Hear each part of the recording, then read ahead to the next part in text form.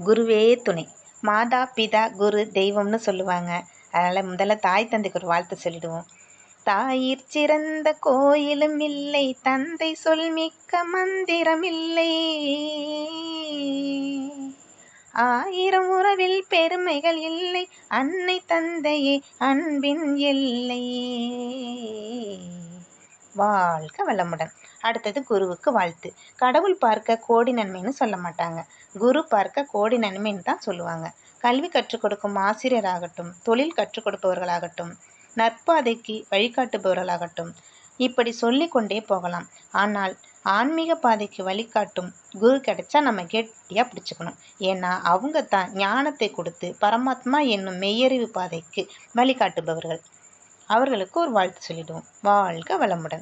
அடுத்தது தெய்வம். பிரம்மத்தின் ஜோதி சொரூபம்தான் ஆகாசம்.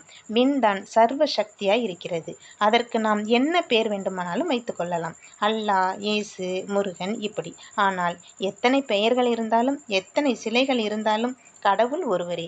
அவர் பூமியில் உள்ள ஓரறிவு தாவரம் முதல் 6 அறிவு உள்ள மனிதர்கள் வரை எல்லா உயிர்களுக்கும் பஞ்சபூதங்களான நிலம், நீர், காற்று, நெருப்பு, ஆகாயம், இப்படி தேவையானவைகளை கொட்டி இறைச்சி கொடுத்திருக்கிறாரு. அதனால்தான் அவரை இறை பிளஸ் அவன் இறைவன். அடுத்தது பிரம்மா. பிரம்மா என்றால் அம்மா என்றும் சொல்லலாம். இந்த உலகத்தை பார்க்கும்போது பிரம்மையா அதிசயமா இருக்கு இல்லையா? அதனால்தான் பரம் பிளஸ் அம்மா பிரம்மா. அடுத்தது தெய்வம். தொழு பிளஸ் ஓம் தொழுவோம். கேட்டவுடன் வணங்கி தொலை தோணுதில்லையா? அதுதான் தெய்வம். அடுத்தது கடவுள். கட பிளஸ் உள் உள்கட. நீ உன் இதயத்தில் ஆன்மாவின் உள்ளே கடந்து போய் உன்முகமாய் உன்னை உற்று பார்த்தாயானால் அந்த ஜோதி சொரூபமானது ஒளி வடிவமாய் அகக்காட்சியாய் தெரியும். உடல் ஒளிர்வதே மெய் சித்தி ஆகும்.